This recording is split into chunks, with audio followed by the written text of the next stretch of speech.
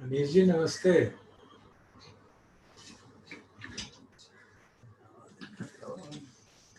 नमस्ते सर। कैसे हैं? मैं ठीक हूँ जी। अपनी फोटो ही दिखा दो यार, शक्ल ही देखेंगे तुम्हारी। एक सेकंड सर। अभी तो हाँ जी सर। ऐसी हालत हो गई कि शक्ल ऐसे ही देखते हैं। बिल्कुल बिल्कुल। हम तो अपनी पोती की शक्ल भी जूम पे ही देखते हैं। Correct sir, correct. क्या हालत हो गई है।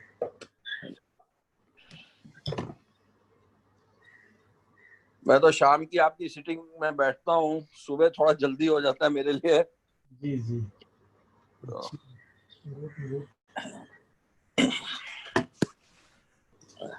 फिर ज्वाइन कर पाता है?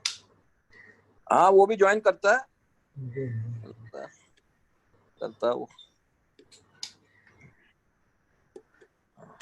आंटी ठीक है आप? नमस्ते।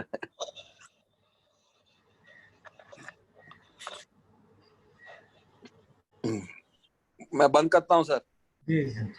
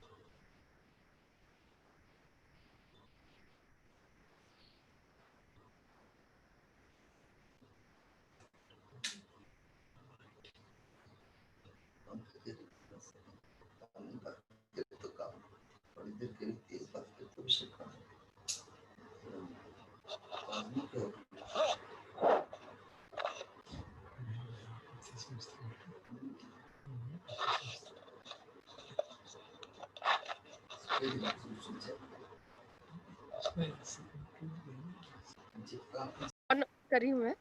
अब एक मिनट, ठीक है।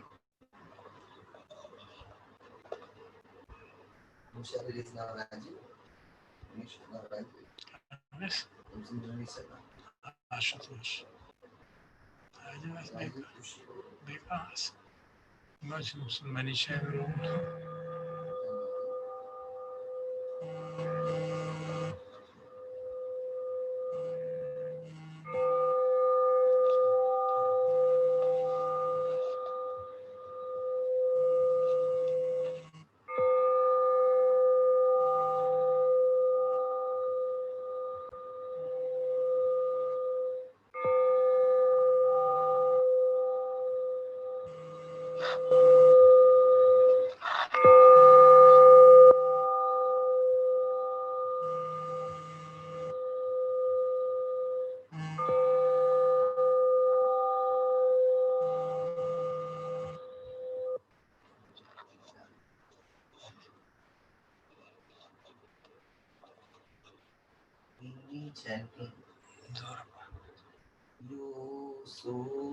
भगवा अरहं सम्मा संबुद्धो स्वाक्खतो येन भगवता धम्मो सुपटिपन्नो यस्य भगवतो सावक संघो धम्मं भगवन्तं सधम्मं ससंघं इमे सत्कारे यथा अर्हन्नारोपिते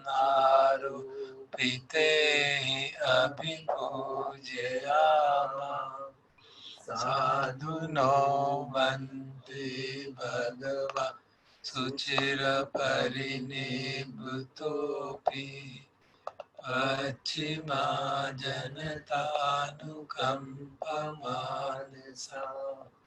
इमे सत्कारे दुगतपर्णाकार भूते पटिगन्हातु अम्हाकं दीघ्रतं हिताय सुखाय अरहं सम्मा संबुद्धो भगवा बुद्धं भगवन्तं अभिवादे स्वाखातो भगवता धम्मो धम्मं नमस्सामि सुपटिपन्नो भगवतो सावक संघो संघं नमामि आनन्दमयं बुद्धस्य भगवतो उद्भवाग्नंकारं करोमसि नमो तस्स भगवतो अरहतो सम्मा सम्बुद्धस्स नमो तस्स भगवतो अरहतो सम्मा सम्बुद्धस्स नमो तस्स भगवतो अरहतो सम्मा सम्बुद्धस्स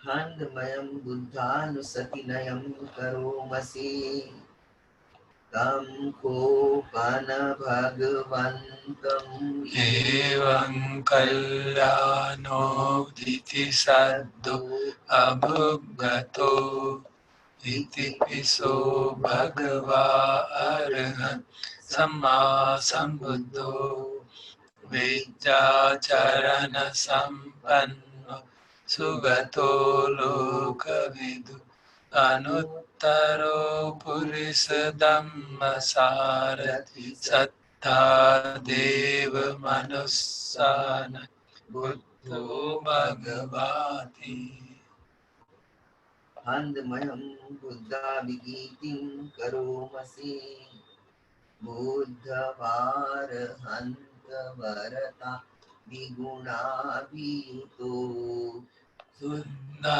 विज्ञान करुणा इसमागततो बोधेशियो सुजनतं कमलं वसुलो वन्दाम्यहं तमरणं शिरसा जिनेन्दम् बुद्धो यो सर्वपाणिनं शरणं खेममुत्तमं पठमानुसतिष्ठान वन्दामि तं शिरेण बुद्धस्मि दासोऽहं बुद्धो मे सामिकेश्वरो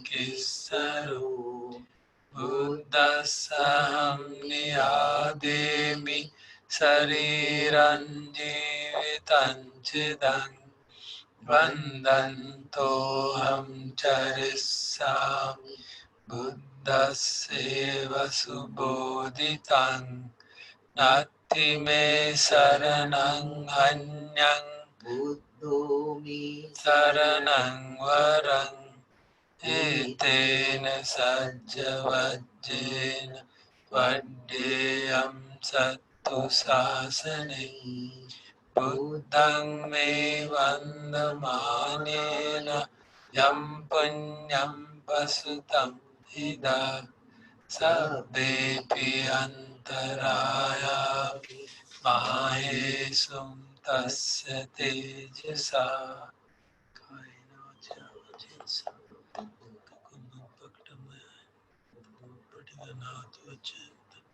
कालांतरे संवरितं बपत्ते आनन्दमयं धम्मानुसतिनयं करोमसि स्वाखातो भगवता धम्मो संदिट्ठिको अकालिको एहिपासिको ओपनयिको पच्चत्तं वेदितव्यो विඤ्ඤाहीति आनन्दमयं धम्माभिगीतिं करोमसि स्वाखाततादि गुणयोगवशेन सेयो यो मग्गपाकपरियतिविमोकभेदो धम्मोऽखिलोकपठनं तदधारि धारी वन्दाम्यहं तम् तमरं वरधम्ममीतं धम्मो सर्वपाणिनं शरणं खेममुत्तमम् द्वितीयानुसतिष्ठान वन्दामि तं शिरेणहम् धम्मस्सस्मि दासो वा धम्मो मे सामिकिस्सरो धम्मस्सहं नियादेमि शरीरं जीवितं चिदं वन्दन्तोऽहं चरिष्यामि धम्मस्यैव सुधम्मतम् नास्ति मे शरणं अन्यं धम्मो शरणं वरं एतेन सच्चवज्जेन वड्डेयं सत्तु शासने धम्मं मे वन्दमानेन यं पुण्यं पशुतं हृदा सर्वेऽपि अन्तरायामि माहेशं तस्य तेजसा धम्मे गुगम्मं प्रकटमयाय धम्मो पठिगनाथोच्चेत् कालान्तरे संवरितुं हान्दमयं सन्धानुसतिनयं करोमसि सुपटिपन्नो भगवतो सावक संघो उजुपटिपन्नो भगवतो सावक संघो न्यायपटिपन्नो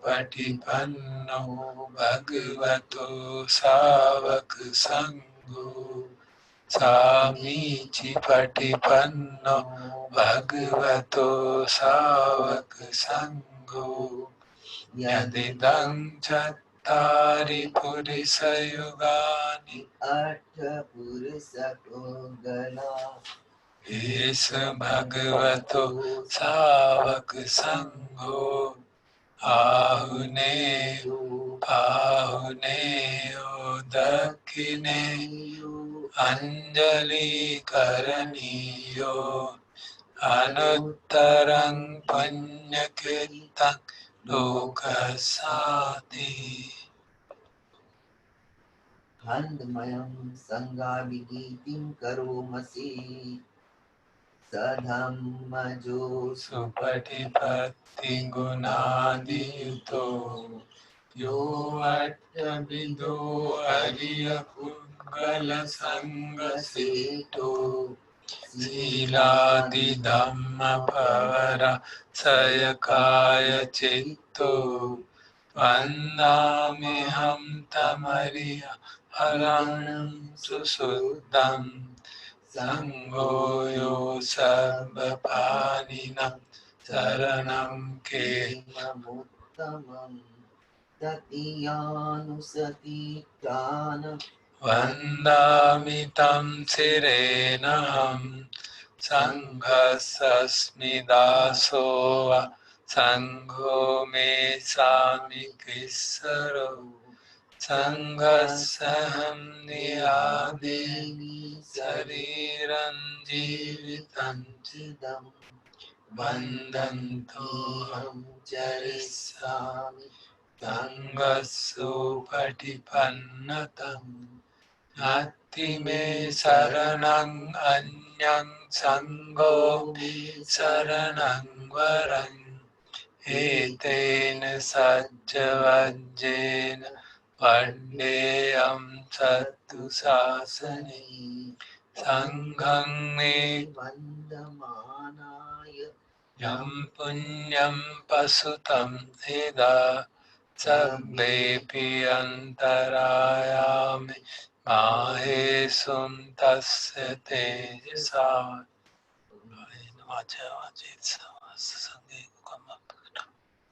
संघो पटिगनाथोच्चेत् कालान्तरे संवरितं संघे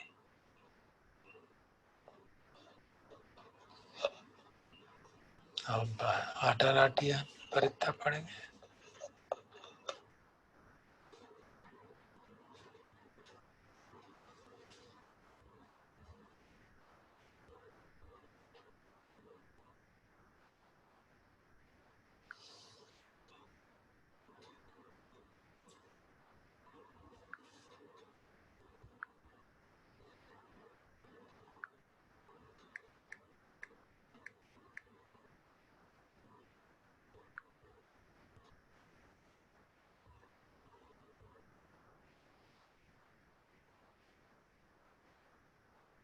Vipassi Sannamatu Chakrumanta Sasiri Mato Siki Sapinamatu Sababuta Nukampino Vesabusanamatu Nahataka Satapasino Namatu Kakusanta Samarasena Pamadino Gamana Sanamatu Brahmana Sabusimato Kasapa Sanamatu Vipamuta Sasabadiyanki Rasa Sanamatu Sakya Buddha Sasirimato Yo Imam Dhammamate Se Sisa Baduka Panudanang Pini Bhutaloke Yata Bhutang Vipasisun Tejana Abhisuna Mahanta Vitasarada Gitang Deva Manusanan Yang Namasanti Gotamang Vichacharana Sampanang Mahantang Vitasarada Vichacharana Sampanang Bhutang Vandam Agotamanti Namo Me Sabha Bhutanang Rupananang Mahesinang Tanghang Karo Mahaviro Medang Karo Mahayaso Saranang Karo Lokavito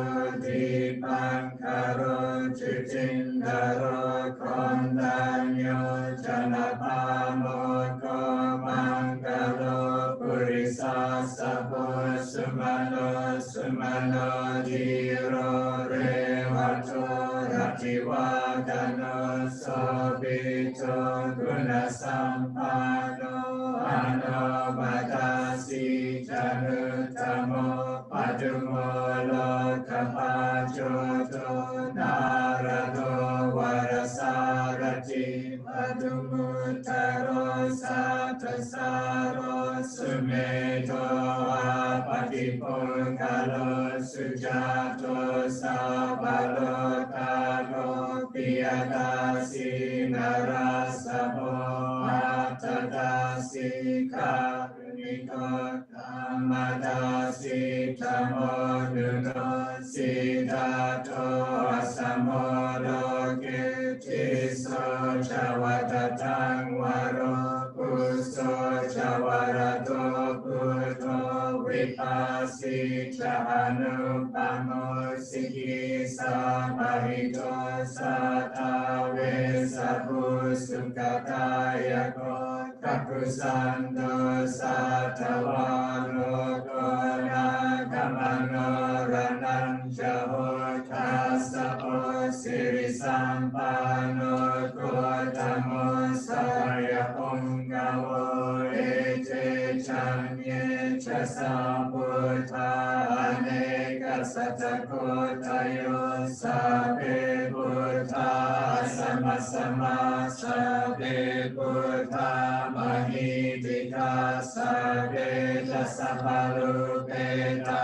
Vesaraje Upagata Sabe Te Patijananti Asabanta Lamutama Sihanadang Nadang Te Te Pai ริสาสุวิสารตาพระมจักขังภวะเทนติโลเกนะปฏิวัติยังอุเปตาปุตตะธัมเมหิอัตถารสหนายกาตวาติสลากานุเปตาสิทธานุปยัญชนะดาราปยามาปปายสุปปัสสะเปเตมุนิกุญจาราโสตัสสะปัญญโนเอเตสัพเพกินาสวาจินามหาปลามหาเทจามหาปัญญามหาปลามหาการุณิกาธิราสัพเพสานังสุขาวะติปานาตาปฏิตาจตานาเมนะชปานินังกติปันดุมหาสาสะสารนาจหิเจสิโนสเทวคาสโลกาสสะเบเอเทปรายนาเทสาหังศิรสาปาเดวันดาหิปุริสุทธเมวัจสามังสาเจววันตาเมเจตจากเจสยเนอาสเนทาเนกัมเนจาติสัพพ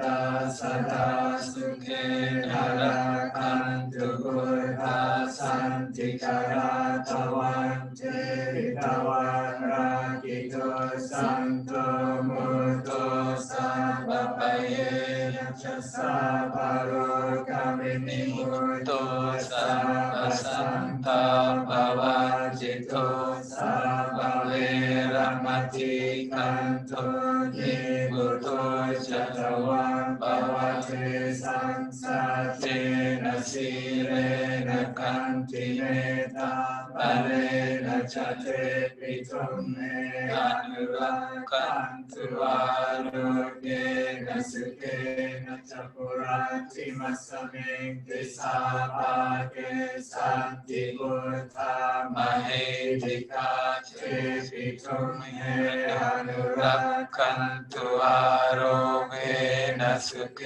นะจัตตากินัสสเมงติสาปาเกสันติเดวามหิติกาเทปิทุมเมอนุรักขันตุวาโรเกนะสุเกนะจัปปาจิมัสสมิงติสาปาเกสันติยากามหิติกาเทปิทุมเมอนุรักขันตุวาโรเกนะสุเกนะจัปปุตตรสมิงติสาปาเกสันติยากามหิติกาเทปิทุมเมอนุรักขันตุวาโรเกนะสุเกนะจัปปุริมัติสังกัตตระโตปาจิเมนะเวรุลโกปาจิเมนะวิรูปาโกกุเวโรอุตตรังติสัง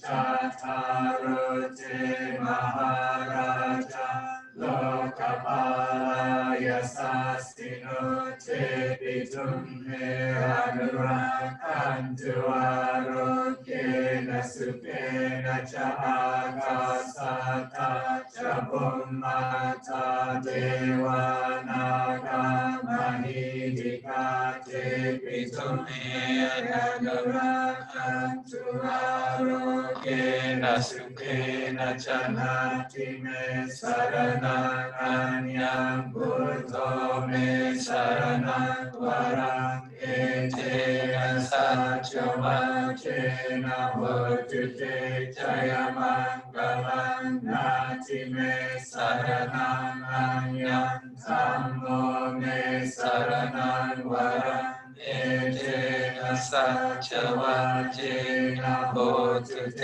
จยมังกลังนาทิ Titti me saranam ganyam Sangho me saranam varam Etena satya vajena hoti te jaya mangalam.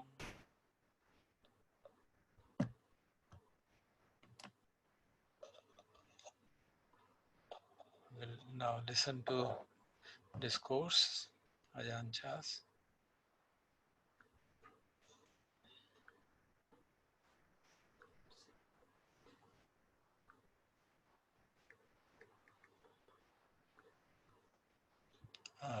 आज के discourse का title है धम्मा nature.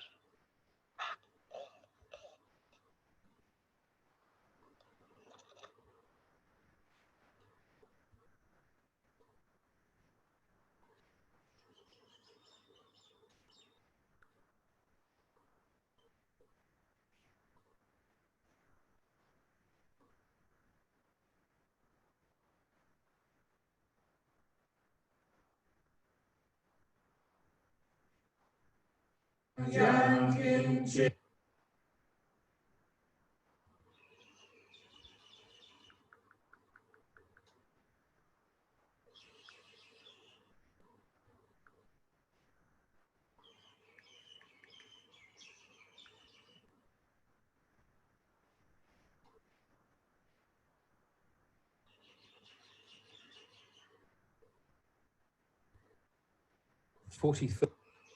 verse.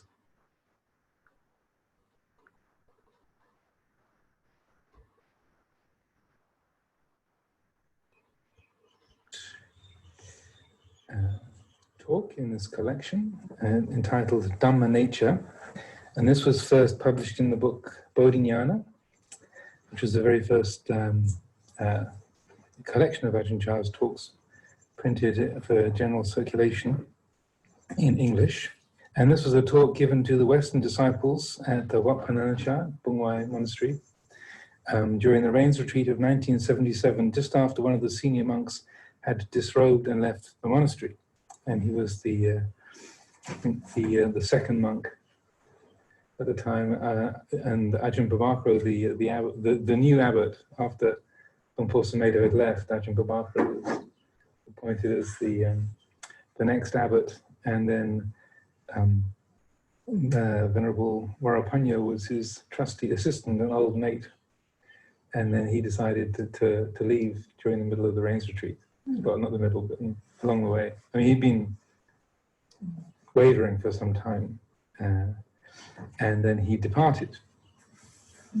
He'd actually been trying to disrobe before the Rains Retreat began, and was sort of all ready with his little tray of offerings of candles and flowers and incense. And Ajahn Chah came to visit. And he always managed to conspire to not actually see him, or to have some mysterious way of avoiding the subject of here's this stressed-looking monk with a tray of offerings. Ajahn Chah would just have this little invisibility field he would generate, and no matter how hard he tried, Warapanya couldn't. It's all described in his book Venerable Father. It's a wonderful account of that particular succession of events. But finally, he managed to get Ajahn Chah to allow him to leave. So this was a talk given at Wat Pah Nanachat just after that time, after he had left, and there was some stress in the community, and particularly the abbot Ajahn Prabhakara was taking it a bit hard that his old buddy had walked out on him, and so it was Ajahn Chah came over to offer some teachings in the context of helping the community. So this is the 41st talk called the Dhamma Nature. Sometimes when a fruit tree is in bloom, a breeze stirs and scatters blossoms to the ground. Some buds remain and grow into small green fruit. A wind blows and some of them too fall. Still others may become fruit or nearly ripe, or some even fully ripe before they fall. And so it is with people. Like flowers and fruit in the wind, they too fall in different stages of life. Some people die while still in the womb. Others within only a few days after birth. Some people live for a few years and then die, never having reached maturity.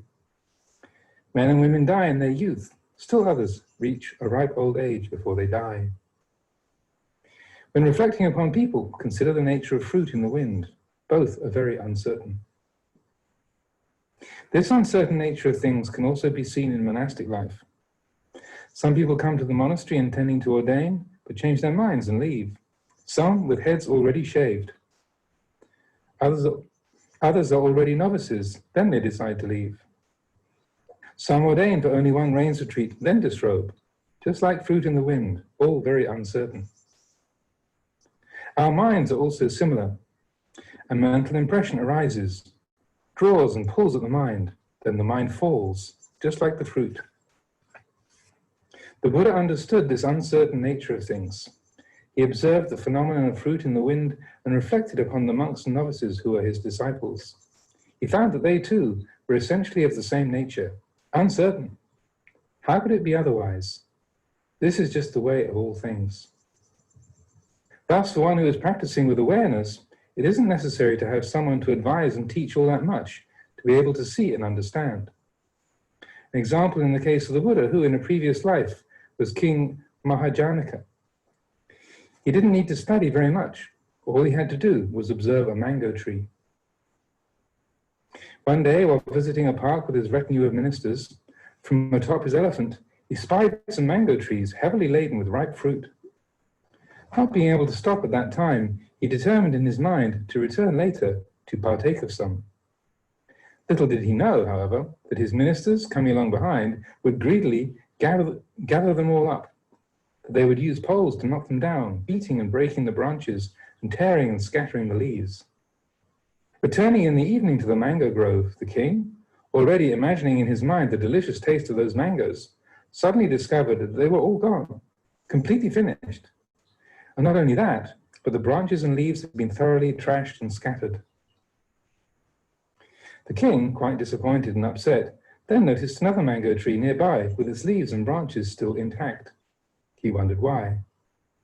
He then realized it was because that tree had no fruit. If a tree has no fruit, nobody disturbs it, and so its leaves and branches are not damaged. This lesson kept him absorbed in thought all the way back to the palace. It is unpleasant, troublesome, and difficult to be a king. It requires constant concern for all his subjects. What if there are attempts to attack, plunder, and seize parts of his kingdom? He couldn't rest peacefully. Even in his sleep, he was disturbed by dreams. He saw in his mind once again the mango tree without fruit and its undamaged leaves and branches. If we become similar to that mango tree, he thought, our leaves and branches too would not be damaged. In his chamber, he sat and meditated. Finally, he decided to ordain as a monk, having been inspired by the lesson of the mango tree. He compared himself to that mango tree and concluded that if one didn't become involved in the ways of the world, one would be truly independent, free from worries or difficulties. The mind would be untroubled. Reflecting thus, he ordained. From then on, wherever he went, when asked who his teacher was, he would answer, a mango tree. He didn't need to receive much teaching. A mango tree was the cause of his awakening to the Opanayiko Dhamma, the teaching leading inwards. And with this awakening, he became a monk, one who has few concerns, is content with little, and who delights in solitude. His royal status given up, his mind was finally at peace. In this story, the Buddha was a bodhisattva who developed his practice in this way continuously. Like the Buddha as King Mahajanaka, we too should look around us and be observant, because everything in the world is ready to teach us. With even a little intuitive wisdom, we will be able to see clearly through the ways of the world. We will come to understand that everything in the world is a teacher. Trees and vines, for example, can all reveal the true nature of reality. With wisdom, there's no need to question anyone, no need to study. We can learn from nature enough to be enlightened, as in the story of King Mahajanaka, because everything follows the way of truth. It does not diverge from the truth. Associated with wisdom are self-composure and restraint, which, in turn, can lead to further insight into the ways of nature. In this way, we will come to know the ultimate truth of everything being anicca, dukkha, anatta. Take trees, for example. All trees upon the earth are equal. They are one, when seen through the reality of anicca, dukkha, anatta. First, they come into being, then grow and mature, constantly changing, until they finally die, as every tree must. In the same way, people and animals are born, grow and change during their lifetimes, until they eventually die. The multitudinous changes which occur during this transition from birth to death show the way of Dhamma. That is to say, all things are impermanent, having decay and dissolution as their natural condition. If we have awareness and understanding, if we study with wisdom and mindfulness, we will see Dhamma as reality. Thus we will see people as constantly being born, changing, and finally passing away. Everyone is subject to the cycle of birth and death, and because of this, everyone in this universe is as one being. Thus, seeing one person clearly and distinctly is the same as seeing every person in the world. In the same way, everything is Dhamma. Not only the things that we see with our physical eye, but also the things we see in our minds. A thought arises, then changes and passes away. It is nama Dhamma, simply a mental impression that arises and passes away. This is the real nature of the mind. Altogether, this is the noble truth of Dhamma. If one doesn't look and observe in this way, one doesn't really see. If one does see, one will have the wisdom to listen to the Dhamma as proclaimed by the Buddha. Where is the Buddha? The Buddha is in the Dhamma. Where is the Dhamma? The Dhamma is in the Buddha. Right here, now. Where is the Sangha? The Sangha is in the Dhamma. The Buddha, the Dhamma, and the Sangha exist in our minds, but we have to see it clearly. Some people just pick this up casually and say, oh, the Buddha, the Dhamma, and the Sangha exist in my mind. Yet their own practice is not suitable or appropriate. It's thus not befitting that the Buddha, the Dhamma, and the Sangha should be found in their minds, namely because the mind must firstly be that mind which knows the Dhamma. Bringing everything back to this point of Dhamma, we will come to know that the truth does exist in the world, and thus it's possible for us to practice and realize it. For instance, Nama Dhamma, feelings, thoughts, imagination, etc., are all uncertain. When anger arises, it grows and changes and finally disappears. Happiness too arises, grows and changes and finally disappears. They are empty. They are not anything. This is always the way of all things, both mentally and materially. Internally, there are this body and mind. Externally, there are trees, vines, and all manner of things which display this universal law of uncertainty. Whether a tree, a mountain, or an animal, it's all Dhamma. Everything is Dhamma. Where is this Dhamma? Speaking simply, that which is not Dhamma doesn't exist. Dhamma is nature. This is called the Satya Dhamma, the true Dhamma. If one sees nature, one sees Dhamma. If one sees Dhamma, one sees nature. Seeing nature, one knows the Dhamma. And so, what is the use of a lot of study when the ultimate reality of life, in its every moment, in its every act, is just an endless cycle of births and deaths? If we're mindful and clearly aware when in all postures, sitting, standing, walking, lying, then self-knowledge is ready to be born. That is, knowing the truth of Dhamma already in existence right here and now. At present, the Buddha, the real Buddha, is still living, for he is the Dhamma itself, the Satya Dhamma. And Satya Dhamma, that which enables one to become a Buddha, still exists. It hasn't fled anywhere. It gives rise to two Buddhas, one in body and the other in mind. The real Dhamma, the Buddha told Ananda, can only be realized through practice. Whoever sees the Buddha sees the Dhamma. And how is this? Previously, no Buddha existed. It was only when Siddhartha Gautama realized the Dhamma that he became the Buddha. If we explain it in this way, then he is the same as us. If we realize the Dhamma, then we will likewise be the Buddha. This is called the Buddha in mind, or Nama Dhamma. We must be mindful of everything we do, for we become the inheritors of our own good or evil actions. In doing good, we reap good. In doing evil, we reap evil. All you have to do is look into your everyday lives to know that this is so. Siddhartha Gautama was enlightened to the realization of this truth, and this gave rise to the appearance of a Buddha in the world. Likewise, if each and every person practices to attain this truth, then they too will change to be a Buddha. Thus, the Buddha still exists. Some people are very happy saying, oh, if the Buddha still exists, then I can practice Dhamma. That is how you should see it. The Dhamma that the Buddha realized is the Dhamma which exists permanently in the world.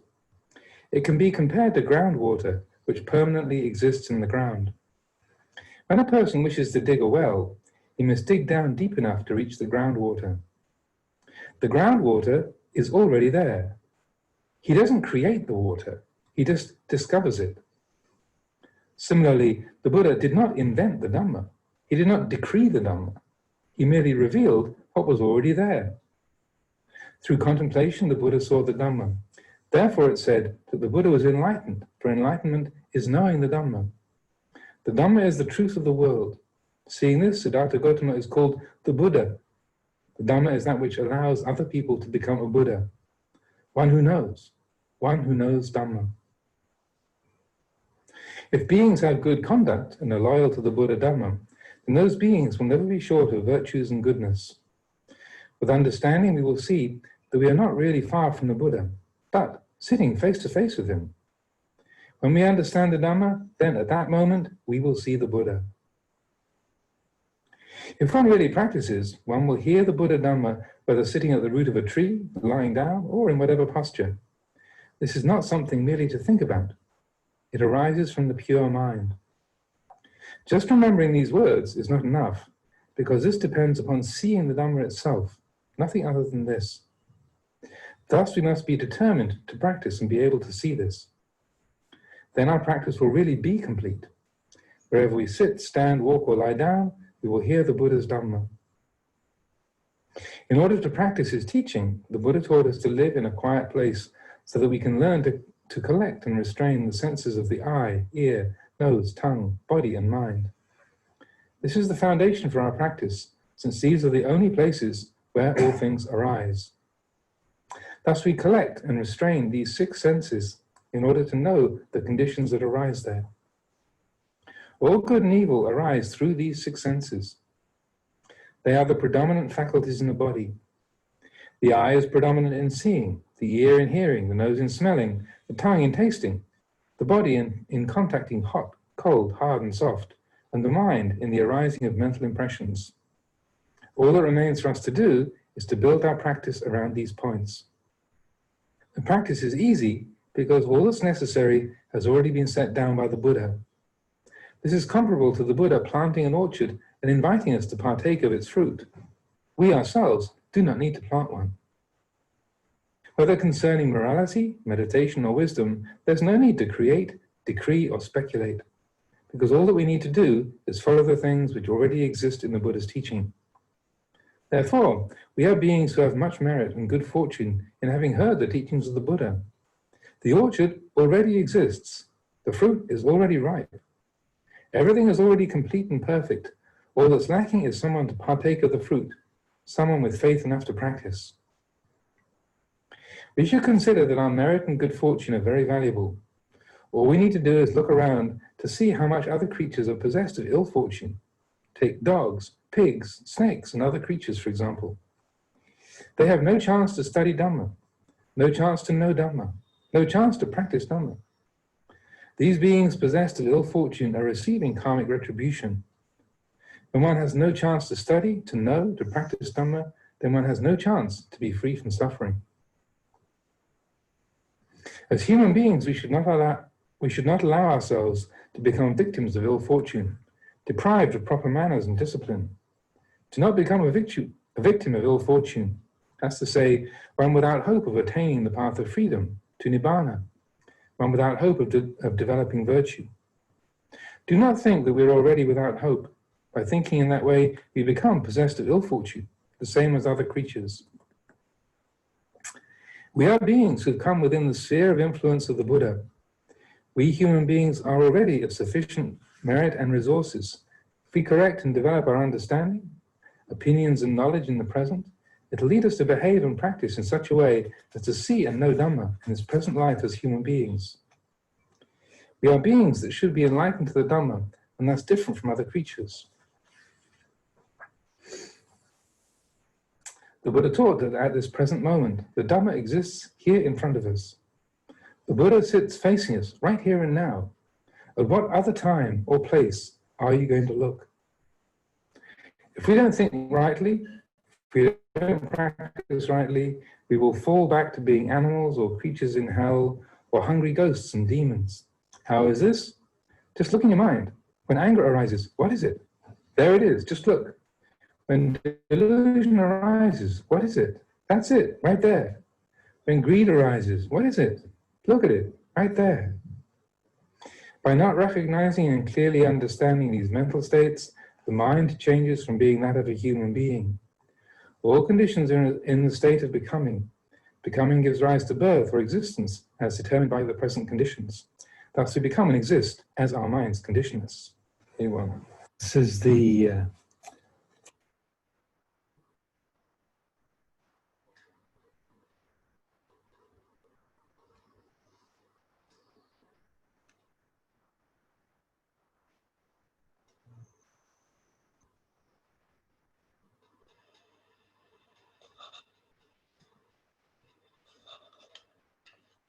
प्रवचन का हिंदी अनुवाद करते हैं।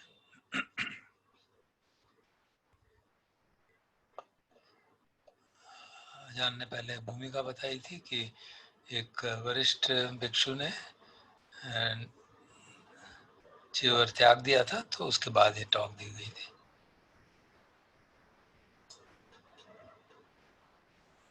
जब कोई फलों का पेड़ फलता है और हवा तेज चलती है तो उसके फूलों को जमीन पे बिखेर देता है।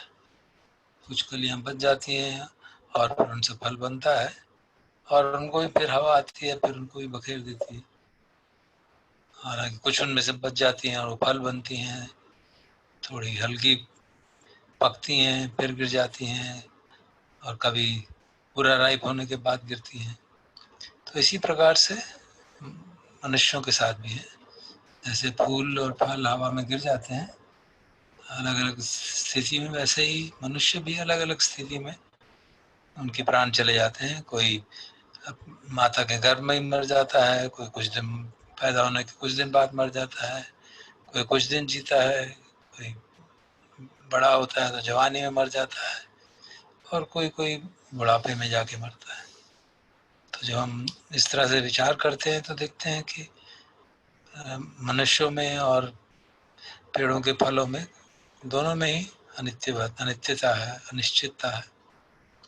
और ये चीज़ों की अनिश्चितता हम अपने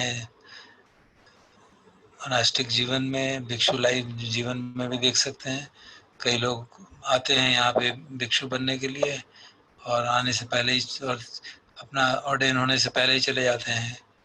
कुछ लोग सामनेरा रहते हैं फिर चले जाते हैं, कुछ लोग एक दो वासा का रहते हैं और फिर चीवर त्याग के गृहस्थ बन जाते हैं।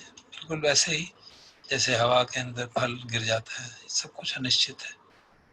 हमारे मन भी बिल्कुल ऐसे ही हैं, और जैसे फल गिरता है वैसे हमारा मन भी गिर जाता है। भगवान बुद्ध ने ये सब चीज़ें समझी थी और अपने भिक्षुओं और सामनेरों को देख के उन्होंने देखा कि यही अनिश्चितता उनके साथ भी है जो प्रकृति में है। तो इसलिए जो सजगता से साधना करता है उसको प्रकृति से ही सब कुछ सीखने को मिल जाता है। जैसे उदाहरण दिया कि जो बोधिसत्व थे एक जीवन में राजा महाजनक थे, और उन्होंने बहुत ज़्यादा पढ़ाई नहीं, धर्म शिक्षा नहीं ली थी, लेकिन केवल एक आम के पेड़ को देख के ही उसके ऊपर रिफ्लेक्ट करके ही वो उन्होंने राजपाट त्याग दिया था। तो उसका पूरा दृष्टांत उन्होंने बताया कि एक बार वो मंत्रियों के साथ जा रहे थे कहीं अपने हाथी पे बैठ के, तो रास्ते में देखा एक बहुत सारे मैंगो आम के पेड़ हैं जिन्हें बहुत फल लगे हुए हैं। तो उन्होंने सोचा चलो जब वापस आएंगे तो खा लेंगे। लेकिन जब वापस आए तो तब तक उनके मंत्री जो पीछे आ रहे थे उन्होंने सब पेड़ खा के, सब फल खा के पेड़ की डालियां भी तोड़ दी थी। तो जब वो वापस आए उन्होंने ये देखा तो काफ़ी हैरान हुए, लेकिन फिर उन्होंने देखा कि एक और पेड़ पीछे खड़ा है जिसका कोई नुकसान नहीं हुआ है, बस उसमें ये फ़र्क है कि उसमें कोई फल नहीं है। तो इस बात को उन्होंने बड़ी गंभीरता से समझा, इसके ऊपर प्रतिवेक्षण किया, उस पर रिफ्लेक्शन किया, विचार विमर्श किया। तो उनको विचार आया कि महल में रह के राजा बनना का कठिन काम है, हमेशा कुछ ना कुछ लगा ही रहता है, कभी कोई झगड़ा कर रहा है, कोई बाहर से अटैक हो रहा है, शांति से सो भी नहीं पाते हैं। तो उन्हें फिर ख्याल आया कि देखो, जो आम का पेड़ बगैर फल का था उसको किसी ने कुछ छेड़ा नहीं, तो चलो मुझे भी भिक्षु बन जाना चाहिए ताकि कोई भी मुझे परेशान ना करे,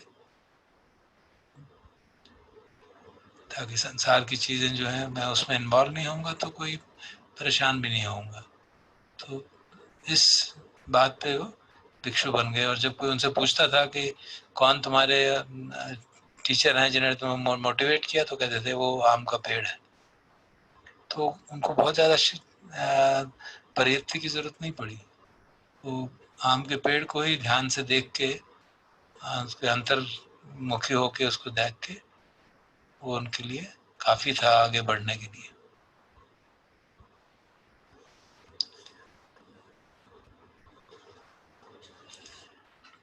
अगर हमारे में थोड़ी बहुत भी इंट्यूटिव विजडम हो, समझदारी हो, जो अंतर्दृष्टि हो, तो हम सचमुच में संसार के तरीकों को ठीक से देख पाते हैं और समझ पाते हैं कि हर चीज़ संसार में हमको सिखा सकती है, चाहे वो पेड़ हो, चाहे पत्ते हों, चाहे और भी प्रकृति का कुछ भी अंग हो। किसी और से कुछ पूछने की जरूरत ही नहीं है। अगर हमें इतनी प्रज्ञा हो तो हम प्रकृति से ही सब कुछ सीख सकते हैं, जैसे महाराजा महाजनक ने सीखा था। और प्रज्ञा का जो विजडम का पार्ट है, इसमें आत्मनियंत्रण और इंद्रियों के ऊपर संयम भी इसका भाग है, क्योंकि तभी हम समझ पाते हैं कि सब कुछ अनित्य, दुख, अनाथ है।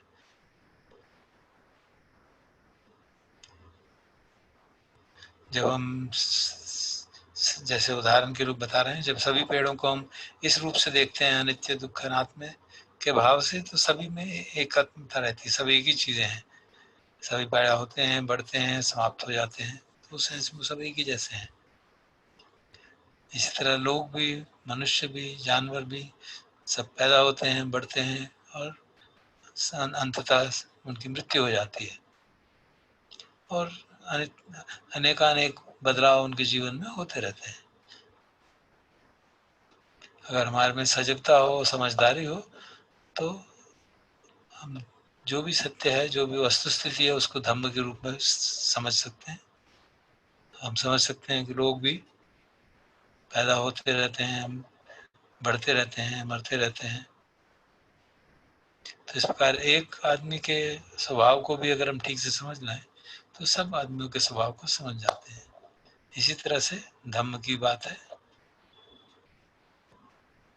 और ये सिर्फ भौतिक पदार्थों की बात नहीं, जो हमारे मन में है उसके बारे में भी यही सत्य है।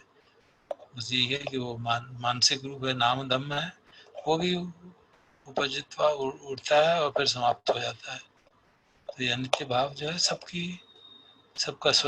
ये एक लक्षण है। तो इसीलिए भगवान ने कहते थे कि बुद्ध जो है वही धम्म है और धम्म ही बुद्ध है, और संघ भी जो है वो भी धम्म ही है। तो इस तरह बुद्ध, धम्म और संघ हमारे मन में ही है, बट हमको उसको स्पष्ट देखना होगा। कुछ लोग बस ऐसे ही कैजुअली बोल देते हैं, जबकि उनकी प्रैक्टिस उस हिसाब से नहीं होती, उससे फर्क नहीं पड़ता।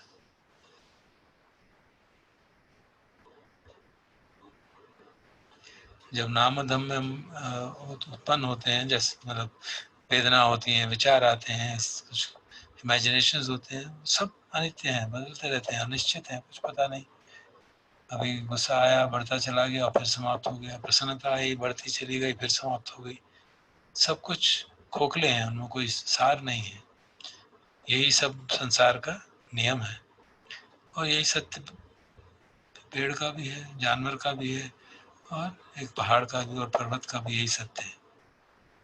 तो इसलिए अगर हम प्रकृति को सचमुच में ध्यान से पढ़े तो हमें किताबें पढ़ने की आवश्यकता नहीं है।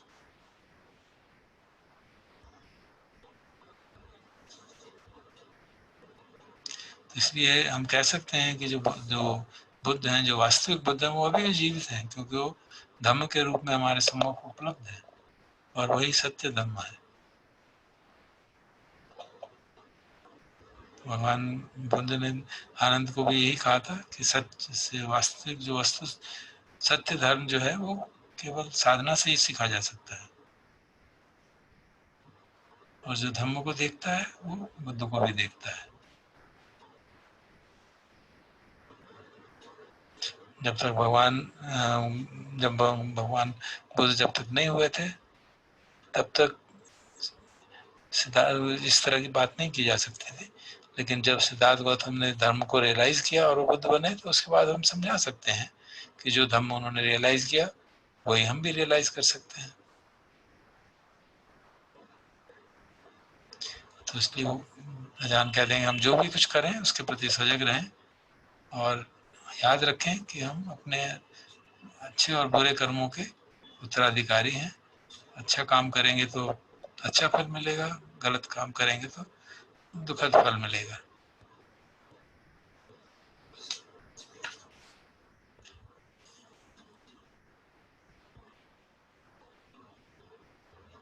फिर एक बार वही कह रहे हैं कि इसलिए हम कह सकते हैं कि बुद्ध जो है अभी भी हमारे बीच है धर्म के रूप में।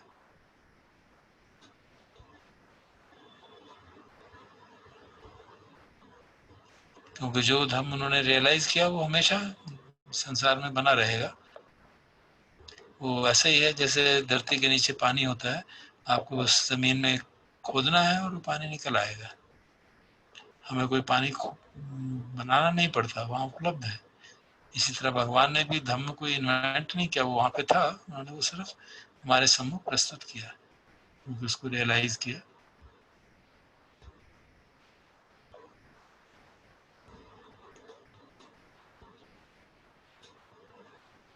और अगर हम ये समझदारी रखेंगे तो हम हमेशा भगवान बुद्ध के साथ ही रहेंगे। जैसे ऐसा है जैसे हम उनके सामने बैठे हुए हों, क्योंकि जब हम धर्म को समझते हैं तो हम भगवान बुद्ध को ही समझते हैं। अगर कोई सचमुच में साधना करता है ठीक से, और चाहे वो पेड़ के नीचे बैठा हो या लेटा हो या किसी भी पोस्चर में हो, धर्म सुनता है। हर स्थिति में वो धर्म को सुन सकता है, क्योंकि वो सजग है, देखता है ठीक से।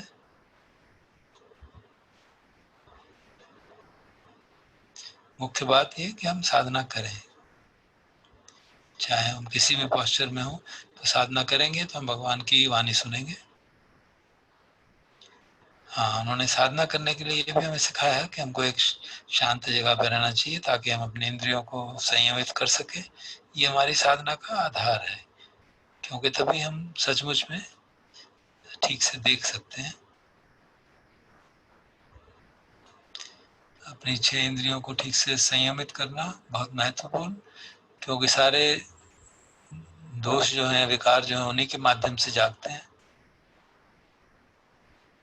आँख से देखते हैं, कान से सुनते हैं, नाक से सूंघते हैं, तो हर इंद्रिय के आधार पे कहीं पे द्वेष जाग सकते हैं, विकार जाग सकते हैं। या हमारी साधना आसान इसलिए हो गई कि भगवान ने सब मार्ग सामने प्रस्तुत कर रखा है। ये उसी तरह से है कि भगवान ने एक आमों का पेड़ लगा रखा है, वो कहते हैं आओ फल खाओ। हमको अपने पेड़ लगाने की जरूरत नहीं है। चाहे वो शील की बात हो, समाधि की बात हो, प्रज्ञा की बात हो, हमको कुछ अपना तरफ से बनाने की जरूरत नहीं है, कि हमको केवल भगवान की शिक्षा फॉलो करने की जरूरत है। उस हिसाब से हम समझें तो हम कह सकते हैं कि हमने बहुत पुण्य किए हैं, अच्छी पारमी है कि हमको भगवान की शिक्षा मिली है। बना बनाया पेड़ बाग मिला है जिसके फल हम खा सकते हैं। और आपको यह समझना चाहिए कि हमारे पुण्य हैं जो बहुत कीमती चीजें हैं। और देखें कि संसार में कितने प्राणी हैं जिनके पास ऐसी अपॉर्चुनिटी नहीं है, ना धर्म सीखने की ना प्रैक्टिस करने की।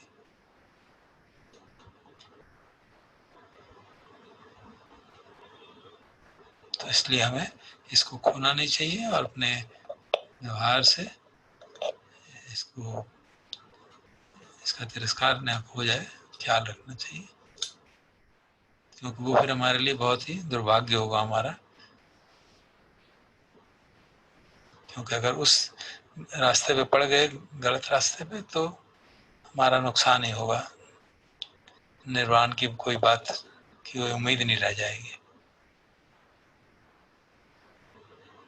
हम लोग भाग्यशाली हैं कि भगवान के स्फीयर ऑफ इन्फ्लुएंस में, उनकी इन्फ्लुएंस में आए हैं। अगर हम अपनी प्रज्ञा को, समझदारी को बनाएं, और तो ये हमको अच्छा जीवन सिखाएगी, और साधना ऐसा सीखेंगे ताकि हम धर्म को इसी जीवन में देख सकें। हम लोगों को धम्म के अंदर प्रबुद्ध होना चाहिए, ताकि हम, क्योंकि हम बाकी सब प्राणियों से भिन्न हैं, और जैसे भगवान ने सिखाया था, धम्म अभी भी हमारे सामने है।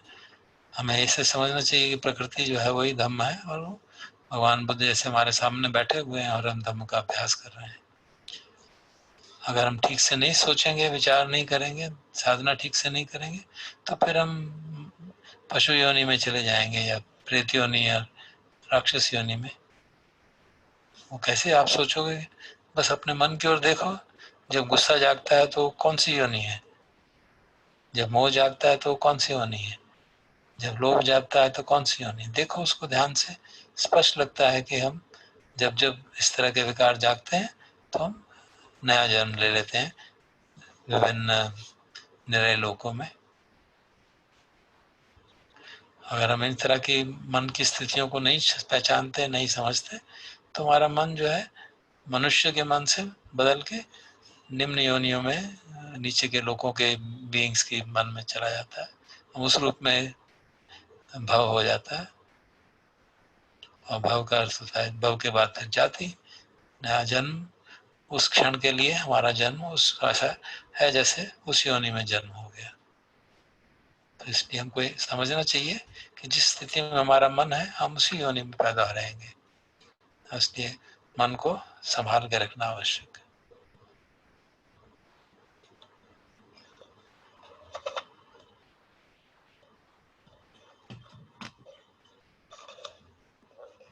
थोड़ी देर ध्यान करेंगे, फिर मैत्री का अभ्यास करेंगे।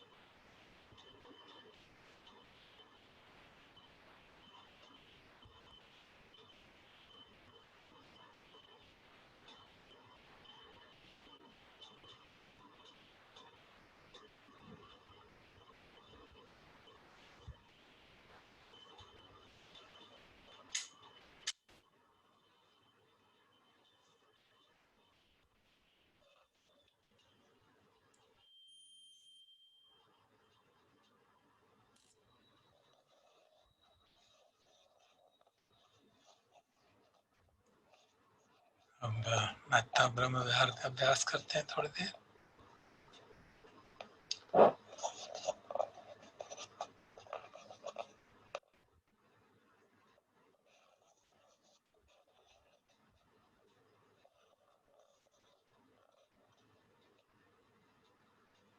सभी प्राणियों के प्रति मैत्री का व्यवहार, मैत्री का भाव।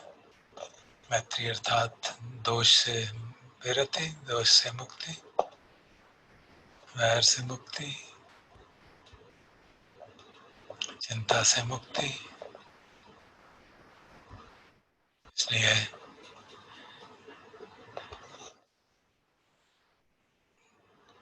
हमारी जो चैंटिंग है मैत्री के लिए वो यही है कि सभी प्राणी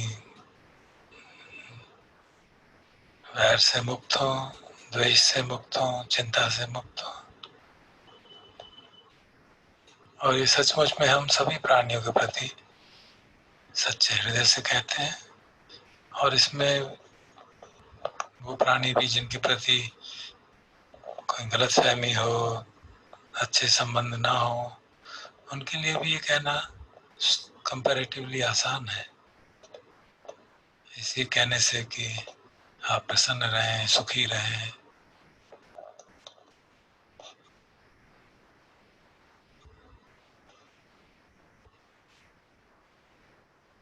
तो उचित शब्दावली से मैत्री करने में सहायता मिलती है।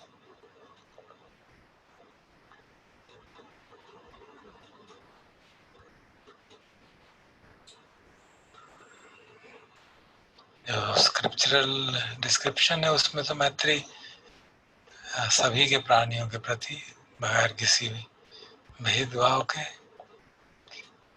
लेकिन कमेंटेरियल ट्रेडिशंस में ये कहा गया कि चित्त को उस स्थिति तक ले जाने के लिए पहले अपने प्रति, फिर प्रियजनों के प्रति, और फिर रक्षा करने वाले देवताओं के प्रति, और फिर जाके सभी प्राणियों के प्रति।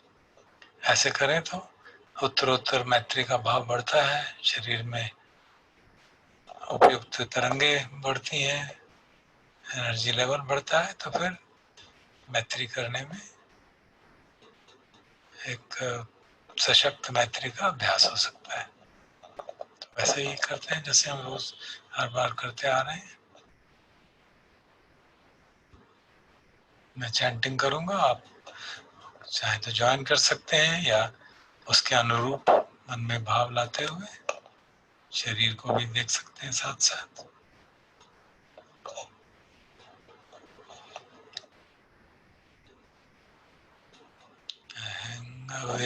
अवेरोमि अव्यापज्योमि अनिगोमि सुखी अत्तानं परिहरामि।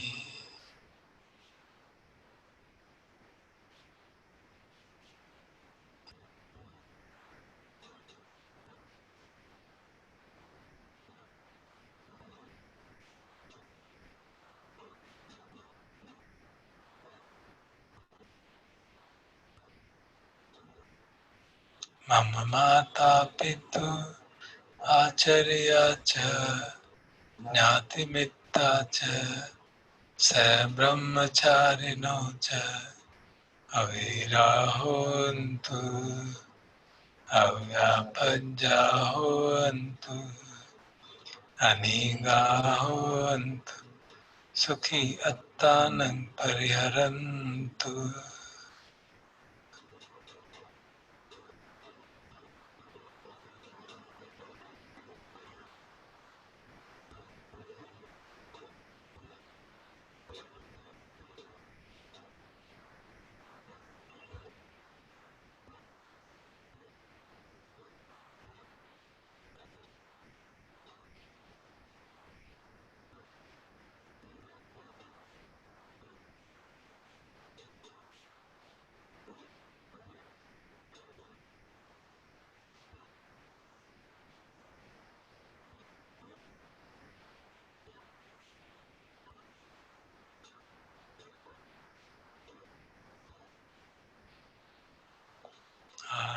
लोका देवता भूमट्ठा देवता रुकट्ठा देवता आकाशट्ठा देवता अविराहोन्तु अव्यापज्जाहोन्तु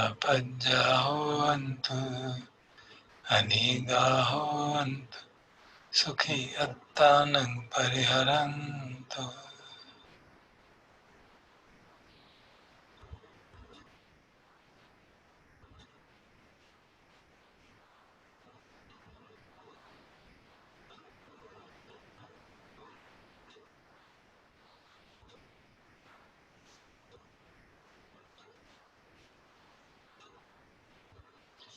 सब्बे सत्ता सब्बे पाना सब्बे भूता सब्बे पुंगला सब्बे अत्ता भाव परियापन्ना सब्बा इत्थियो सब्बे पुरिसा सब्बे अरिया सब्बे अनरिया सब्बे देवा सब्बे मनुष्या सब्बे विनिपातिका अविराहोन्तु अव्यापज्जाहोन्तु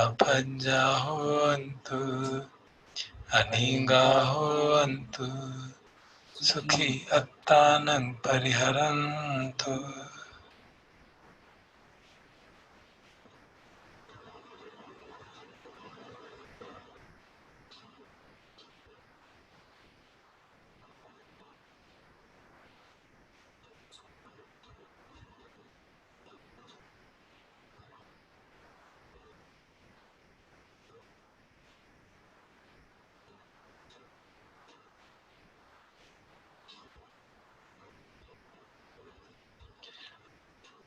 और इस मैत्री से व्याप्त चित्त और शरीर की तरंगों से सभी दिशाओं को मैत्री से व्याप्त करते हैं। 10 दिशाओं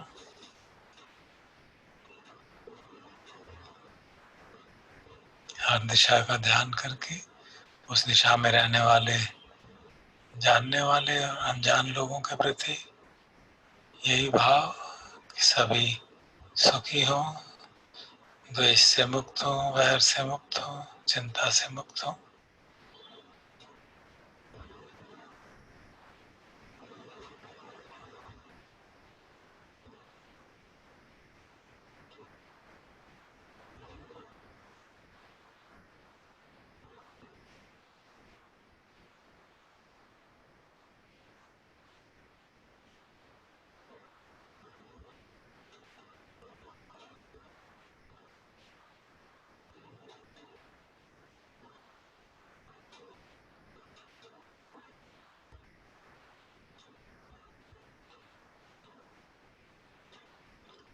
मेत्ता सहगतेन चेतसा एकं दिशं परित्वा विहरति।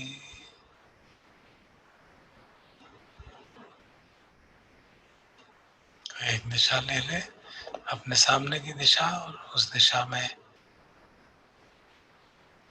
सभी प्राणियों को मैत्री के भाव से व्याप्त करें।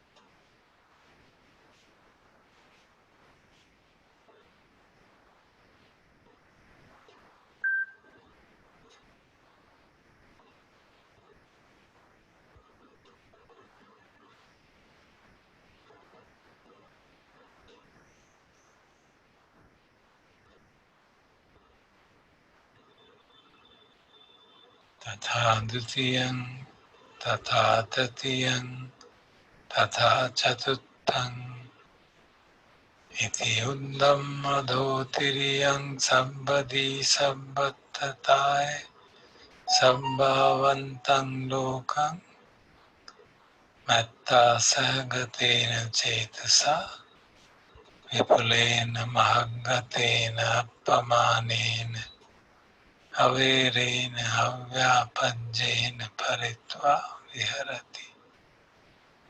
तो इसी प्रकार दूसरी, तीसरी, चौथी नीचे की दिशा, ऊपर की दिशा और आड़ी तिरछी सभी दिशाएं, तो सभी 10 दिशाओं में सभी 10 दिशाओं को मैत्री के चित्त से व्याप्त करते हैं।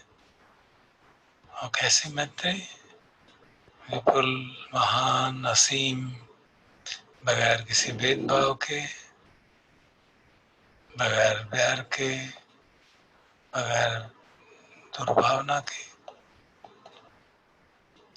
सभी लोगों के प्रति और अपने प्रति भी यही भाव।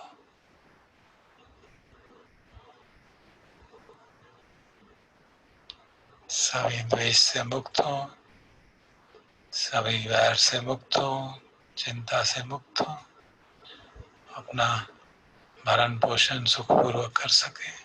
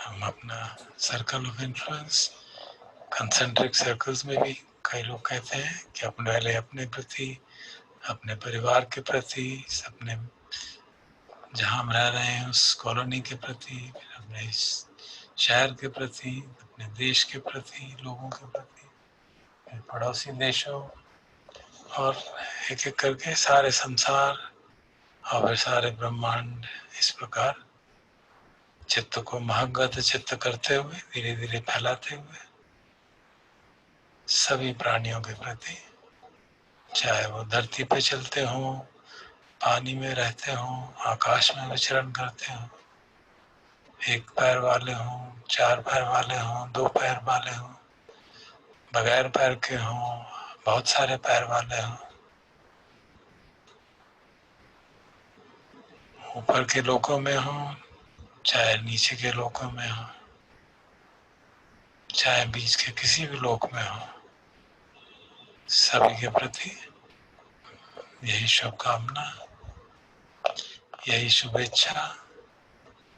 अवेराहोन्तु, अव्यापज्याहोन्तु, अनीगाहोन्तु, सुखी अत्तानं परिहरन्तु।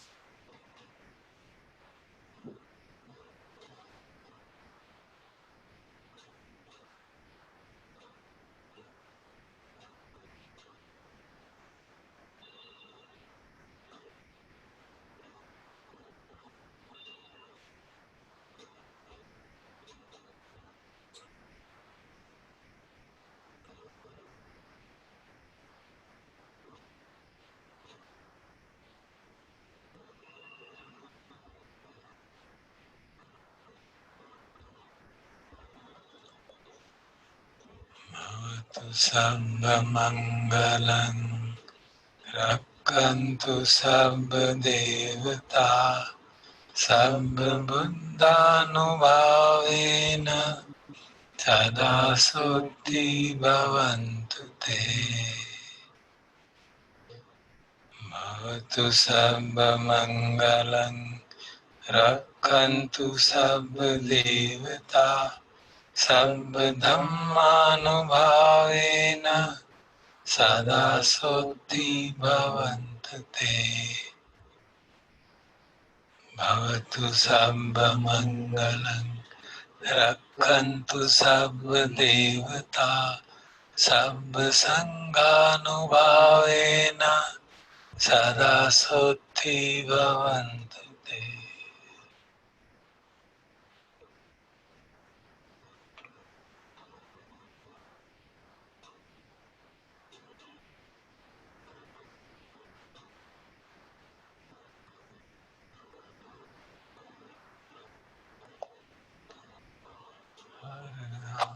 सम्मा सम्बुद्धो भगवा बुद्धं भगवन्तं अभिवादेमि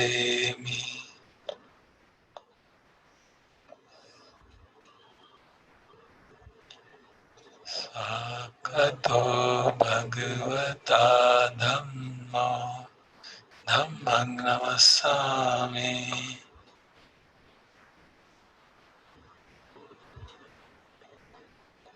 सुपटिपन्नो भगवतो सावक संघो संघं नमामि